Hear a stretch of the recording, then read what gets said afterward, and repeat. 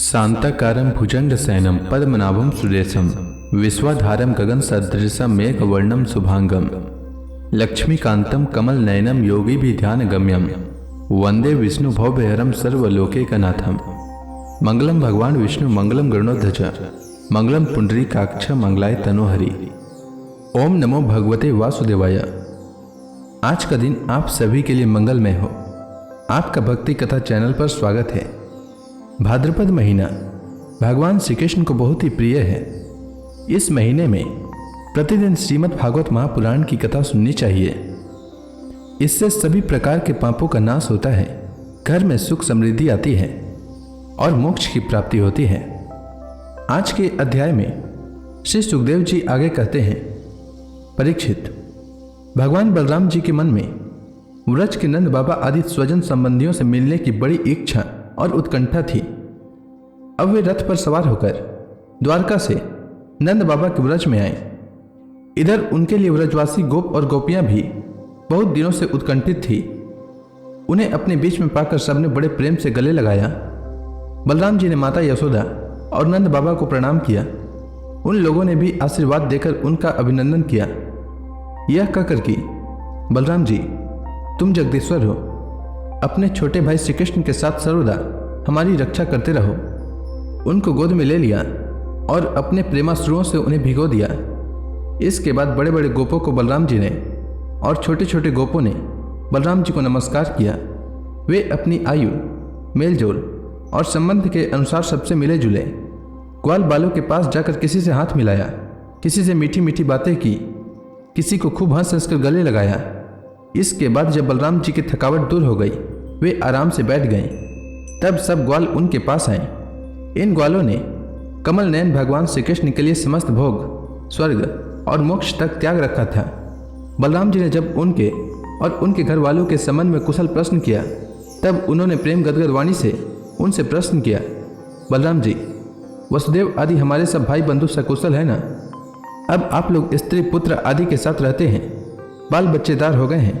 क्या कभी आप लोगों को हमारी याद भी आती है? यह बड़े सौभाग्य की बात है कि पापी कंस को आप लोगों ने मार डाला और अपने सुहृद संबंधियों को बड़े कष्ट से बचा लिया। यह भी कम आनंद की बात नहीं है कि आप लोगों ने और भी बहुत से शत्रुओं को मार डाला या जीत लिया और अब अत्यंत सुरक्षित दुर्ग में आप लोग निवास करते हैं। परीक्षित, भगवान बलराम जी के दर्शन से, उनकी प्रेम भरी चितवन से गोपियां निहाल हो गईं। उन्होंने हंसकर पूछा, क्यों बलराम जी, नगर नारियों के प्राण वल्लभ श्री कृष्ण अब सकुशल तो है ना? क्या कभी उन्हें अपने भाई बंधु और पिता माता की भी याद आती है? क्या वे अपनी माता के दर्शन के लिए एक बार भी यहाँ आ सकेंगे? क्या महाबाहु श्री कृष्ण कभी हम लोगों की सेवा का कुछ भी स्मरण करते हैं? आप जानते हैं कि स्वजन संबंधियों को छोड़ना बहुत ही कठिन है। फिर भी हमने उनके लिए माँ बाप, भाई बंधु, पिता पुत्र और बहन बेटियों को भी छोड़ दिया। परंतु प्रभु, वे बात की बात में हमारे सौहार्द और प्रेम का बंधन काटकर हमसे नाता तोड़कर परदेश चले गए। हम लोगों को बिल्कुल ही छोड़ दिया। हम चाहती तो उन्हें रोक लेती, परंतु जब वे कहते हैं कि हम तुम्हारे ऋणी हैं, तुम्हारे उपकार का बदला कभी नहीं चुका सकते, तब ऐसी कौन सी स्त्री है जो उनकी मीठी मीठी बातों पर विश्वास न कर लेती? एक गोपी ने कहा, बलराम जी, हम तो गांव की गंवार ग्वालिनें ठहरी, उनकी बातों में आ गई, परंतु नगर की स्त्रियां तो बड़ी चतुर होती हैं। भला वे चंचल और कृतज्ञ श्री कृष्ण की बातों में क्यों फंसने लगी? उन्हें तो वे नहीं छका पाते होंगे। दूसरी गोपी ने कहा, नहीं सखी, श्री कृष्ण बातें बनाने में तो एक ही हैं। ऐसी रंग बिरंगी मीठी मीठी बातें करते हैं कि क्या कहना। उनकी सुंदर मुस्कुराहट और प्रेम भरी चितवन से नगर नारियां भी प्रेमावेश से व्याकुल हो जाती होंगी और वे अवश्य उनकी बातों में आकर अपने को निछावर कर देती होंगी। तीसरी गोपी ने कहा, अरे गोपियों, हम लोगों को उसकी बात से क्या मतलब है? यदि समय ही काटना है तो दूसरी कोई बात करो। यदि उस निष्ठुर का समय हमारे बिना बीत जाता है तो हमारा भी उसी की तरह भले ही दुख से क्यों न कटे, कट ही जाएगा। अब गोपियों के भाव नेत्रों के सामने भगवान श्री कृष्ण की हंसी, प्रेम भरी बातें, चारु चितवन, अनूठी चाल और प्रेमालिंगन आदि मूर्तिमान होकर नाचने लगे। वे उन बातों की मधुर स्मृति से तन्मय होकर रोने लगीं। परीक्षित, भगवान बलराम जी नाना प्रकार से अनुनय विनय करने में बड़े निपुण थे। उन्होंने भगवान श्री कृष्ण के हृदय स्पर्शी और लुभावने संदेश सुनाकर गोपियों को संतावना दी और वसंत के 2 महीने चैत्र और वैशाख वहीं बिताए। वे रात्रि के समय गोपियों में रहकर उनके प्रेम की अभिवृद्धि करते क्यों न हो। भगवान बलराम ही जो ठहरे। उस समय कुमुदिनी की सुगंध लेकर भीनी भीनी वायु चलती रहती। पूर्ण चंद्रमा की चांदनी छिटक कर यमुना जी के तटवर्ती उपवन को उज्जवल कर देती और भगवान बलराम गोपियों के साथ वहीं विहार करते। वरुण देव ने अपनी पुत्री वारुणी देवी को वहां भेज दिया था। वह एक वृक्ष के खोटे से बह निकली। उसने अपनी सुगंध से सारे वन को सुगंधित कर दिया। मधुधारा की वह सुगंध वायु ने बलराम जी के पास पहुंचाई, मानो उसने उन्हें उफाड़ दिया हो। उसकी महक से आकृष्ट होकर बलराम जी गोपियों को लेकर वहां पहुंच गए और उनके साथ उसका पान किया। उस समय गोपियां बलराम जी के चारों ओर उनके चरित्र का गान कर रही थी और वे मतवाले से होकर वन में विचर रहे थे। उनके नेत्र आनंद मत से विवल हो रहे थे। गले में पुष्पों का हार शोभा पा रहा था।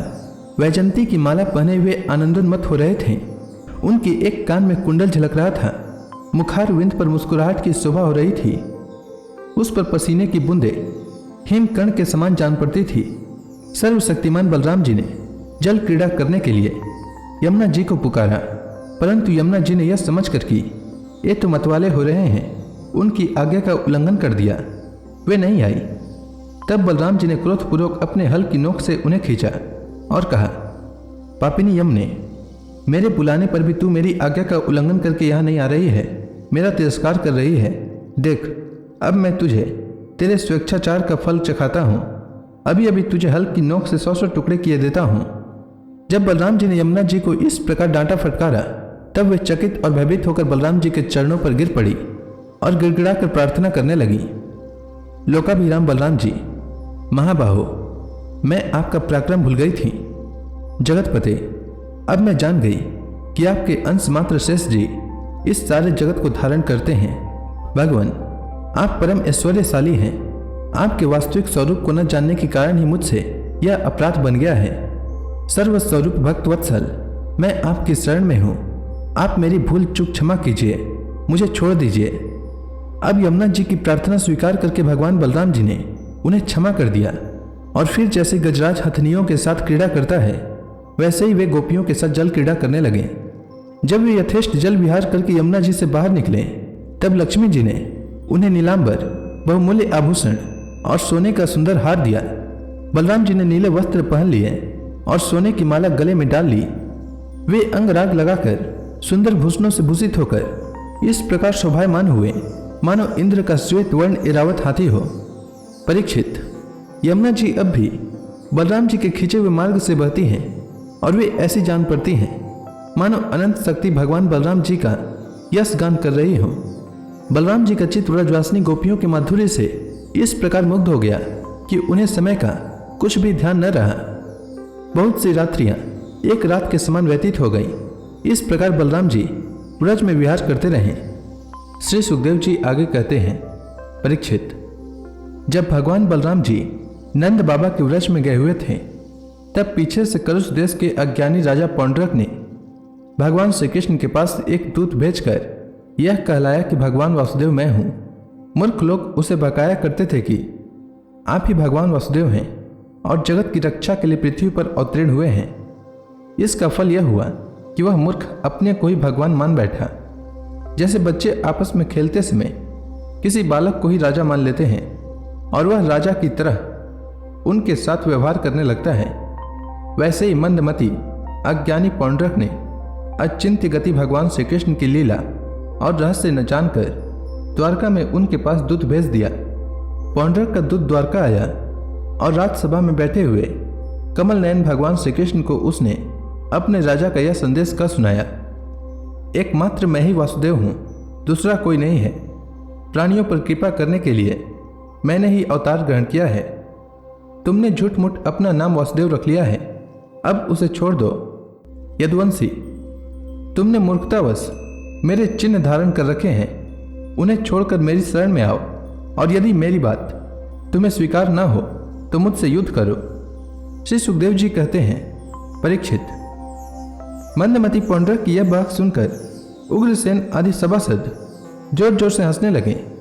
उन लोगों की हंसी समाप्त होने के बाद भगवान श्री कृष्ण ने दूत से कहा, तुम जाकर अपने राजा से कह देना कि रे मूढ़, मैं अपने चक्र आदि चिन्ह यो नहीं छोड़ूंगा। इन्हें मैं तुझ पर छोड़ूंगा, और केवल तुझ पर ही नहीं, तेरे उन सब साथियों पर भी जिनके बहकाने से तू इस प्रकार बहक रहा है। उस समय मूर्ख, तू अपना मुंह छिपाकर औंधे मुंह गिरकर चिल गिद्ध बटेर आदि मांस भोजी पक्षियों से घिर कर सो जाएगा, और तू मेरा शरणदाता नहीं, उन कुत्तों की शरण होगा जो तेरा मांस चित चित कर खा जाएंगे। परीक्षित, भगवान का यह तिरस्कार पूर्ण संवाद लेकर पौंड्रक का दूत अपने स्वामी के पास गया और उसे कह सुनाया। इधर भगवान श्री कृष्ण ने भी रथ पर सवार होकर काशी पर चढ़ाई कर दी, क्योंकि वह करुष का राजा उन दिनों वहीं अपने मित्र काशी राज के पास रहता था। भगवान श्री कृष्ण के आक्रमण का समाचार पाकर महारथी पौंड्रक भी 2 अक्षौहिणी सेना के साथ शीघ्र ही नगर से बाहर निकल आया। काशी का राजा पौंड्रक का मित्र था, अतः वह भी उसकी सहायता करने के लिए 3 अक्षौहिणी सेना के साथ उसके पीछे पीछे आया। परीक्षित, अब भगवान श्री कृष्ण ने पौंड्रक को देखा। पौंड्रक ने भी शंख, चक्र, तलवार, गदा, सारंग धनुष और शिवत्स चिन्ह आदि धारण कर रखे थे। उसके वक्ष स्थल पर बनावटी कौस्तुभ मणि और वनमाला भी लटक रही थी। उसने रेशमी पीले वस्त्र पहन रखे थे और रथ की ध्वजा पर गरुड़ का चिन्ह भी लगा रखा था। उसके सिर पर अमूल्य मुकुट था और कानों में मकराकृति कुंडल जगमगा रहे थे। उसका यह सारा का सारा वेश बनावटी था, मानो कोई अभिनेता रंगमंच पर अभिनय करने के लिए आया हो। उसकी वेशभूषा अपने समान देखकर भगवान श्री कृष्ण खिलखिलाकर हंसने लगे। अब शत्रुओं ने भगवान श्री कृष्ण पर त्रिशूल, गदा, मुदगर, शक्ति, दृष्टि, त्रास, तोमर, तलवार, पटिस और बाण आदि अस्त्र शस्त्रों से प्रहार किया। प्रलय के समय जिस प्रकार आग सभी प्रकार के प्राणियों को जला देती है, वैसे ही भगवान श्री कृष्ण ने भी गदा, तलवार, चक्र और बाण आदि शस्त्रास्त्रों से पौंड्रक तथा काशी राज के हाथी, रथ, घोड़े और पैदल की चतुरांगणी सेना को तहस नहस कर दिया। वह रणभूमि भगवान के चक्र से खंड खंड हुए रथ, घोड़े, हाथी, मनुष्य, गधे और ऊंटों से पट गई। उस समय ऐसा मालूम हो रहा था मानो वह भूतनाथ शंकर की भयंकर क्रीड़ा स्थली हो। उसे देख देख कर शूरवीरों का उत्साह और भी बढ़ रहा था। अब भगवान श्री कृष्ण ने पौंड्रक से कहा, रे पौंड्रक, तूने दूत के द्वारा कहलाया था कि मेरे चिन्ह, अस्त्र शस्त्र आदि छोड़ दो, सो अब मैं उन्हें तुझ पर छोड़ रहा हूं। तूने झूठ मूठ मेरा नाम रख लिया था, अतः मूर्ख, अब मैं तुझसे उन नामों को भी छुड़ा कर रहूंगा। रही तेरे शरण में आने की बात, सो यदि मैं तुझसे युद्ध न कर सकूंगा तो तेरी शरण ग्रहण करूंगा। भगवान श्री कृष्ण ने इस प्रकार पौंड्रक का तिरस्कार करके अपने तीखे बाणों से उसके रथ को तोड़ फोड़ डाला और चक्र से उसका सिर वैसे ही उतार लिया जैसे इंद्र ने अपने वज्र से पहाड़ की चोटियों को उड़ा दिया था। इसी प्रकार भगवान ने अपने बाणों से काशी नरेश का सिर भी धड़ से ऊपर उड़ाकर काशीपुरी में गिरा दिया, जैसे वायु कमल का पुष्प गिरा देती है। इस प्रकार अपने साथ डाल रखने वाले पौंड्रक को और उसके सखा काशी नरेश को मारकर भगवान श्री कृष्ण अपनी राजधानी द्वारका में लौट आए। उस समय सिद्धगण भगवान की अमृतमय कथा का गान कर रहे थे। परीक्षित, पौंड्रक भगवान के रूप का चाहे वह किसी भाव से हो सदा चिंतन करता रहता था। इससे उसके सारे बंधन कट गए। वह भगवान का बनावटी वेश धारण किए रहता था। इससे बार बार उसी का स्मरण होने के कारण वह भगवान के सारूप्य को ही प्राप्त हुआ। इधर काशी में राजमहल के दरवाजे पर एक कुंडल मंडित मुंड गिरा देखकर लोग तरह तरह का संदेह करने लगे और सोचने लगे कि यह क्या है, यह किसका सिर है। जब यह मालूम हुआ कि वह तो काशी नरेश का ही सिर है, तब रानियां, राजकुमार, राज परिवार के लोग तथा नागरिक रो रो कर विलाप करने लगे, हाँ नाथ, हमारा तो सर्वनाश हो गया। काशी नरेश का पुत्र था सुदक्षिण। उसने अपने पिता का अंत्येष्टि संस्कार करके मन ही मन यह निश्चय किया कि अपने पितृघाती को मारकर ही मैं पिता के ऋण से उत्तीर्ण हो सकूंगा। निदान वह अपने कुल पुरोहित और आचार्यों के साथ अत्यंत एकाग्रता से भगवान शंकर की आराधना करने लगा। काशी नगरी में उसकी आराधना से प्रसन्न होकर भगवान शंकर ने वर देने को कहा। सुदक्षिण ने यह अभीष्ट वर मांगा कि मुझे मेरे पितृघाती के वध का उपाय बतलाइए। भगवान शंकर ने कहा, तुम ब्राह्मणों के साथ मिलकर यज्ञ के देवता ऋत्विक भुग दक्षिणाग्नि की अभिचार विधि से आराधना करो। इससे वह अग्नि प्रमथ गणों के साथ प्रकट होकर यदि ब्राह्मणों के अभक्त पर प्रयोग करोगे तो वह तुम्हारा संकल्प सिद्ध करेगा। भगवान शंकर की ऐसी आज्ञा प्राप्त करके सुदक्षिण ने अनुष्ठान के उपयुक्त नियम ग्रहण किए और वह भगवान श्री कृष्ण के लिए अभिचार करने लगा। अभिचार पूर्ण होते ही यज्ञ कुंड से अति भीषण अग्नि मूर्तिमान होकर प्रकट हुआ। उसके केस और दाढ़ी मुछ तपे हुए तांबे के समान लाल लाल थे, आंखों से अंगारे बरस रहे थे। उग्र दाढ़ों और टेढ़ी भ्रिकुटियों के कारण उसके मुख से क्रूरता टपक रही थी। वह अपने जीभ से मुख के दोनों कोने चाट रहा था। शरीर नंग धड़ंग था, हाथ में त्रिशूल लिए हुए था जिसे वह बार बार घुमाता जाता था और उसमें से अग्नि की लपटें निकल रही थी। ताड़ के पेड़ के समान बड़ी बड़ी टांगे थी।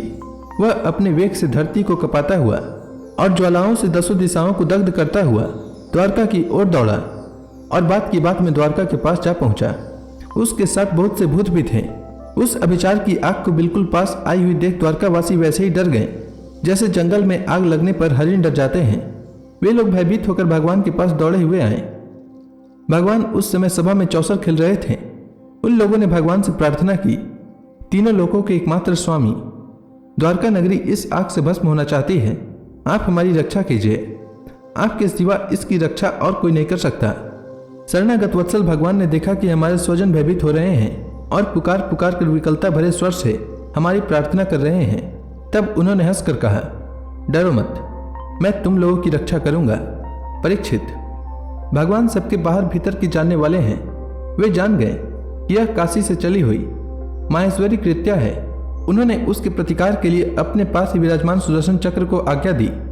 भगवान मुकुंद का प्यारा अस्त्र सुदर्शन चक्र कोटि कोटि सूर्यों के समान तेजस्वी और प्रलयकालीन अग्नि के समान जाज्वल्यमान है। उसके तेज से आकाश, दिशाएं और अंतरिक्ष चमक उठे और अब उसने उस अभिचार अग्नि को कुचल डाला। भगवान श्री कृष्ण के अस्त्र सुदर्शन चक्र की शक्ति से कृत्या रूप आग का मुंह टूट फूट गया। उसका तेज नष्ट हो गया, शक्ति कुंठित हो गई और वह वहां से लौटकर काशी आ गई तथा उसने ऋत्विज आचार्यों के साथ सुदक्षिण को जलाकर भस्म कर दिया। इस प्रकार उसका अभिचार उसी के विनाश का कारण हुआ। कृत्या के पीछे पीछे सुदर्शन चक्र भी काशी पहुंचा। काशी बड़ी विशाल नगरी थी। वह बड़ी बड़ी अटारियों, सभा भवन, बाजार, नगर द्वार, द्वारों के शिखर, 4 दीवारियों, खजाने, हाथी, घोड़े, रथ और अनु के गोदाम से सुसज्जित थी। भगवान श्री कृष्ण के सुदर्शन चक्र ने सारी काशी को जलाकर भस्म कर दिया और फिर वह परमानंद में लीला करने वाले भगवान श्री कृष्ण के पास लौट आया। जो मनुष्य पुण्य कीर्ति भगवान श्री कृष्ण के इस चरित्र को एकाग्रता के साथ सुनता या सुनाता है वह सारे पापों से छूट जाता है। तो इसी के साथ यह अध्याय समाप्त हुआ। इसके आगे की कथा मैं कल के अध्याय में सुनाऊंगा। तब तक के लिए भगवान हरि का नाम लेते रहें। तो प्रेम से बोलिए भगवान विष्णु की जय, श्री कृष्ण भगवान की जय, समस्त देवी देवताओं की जय।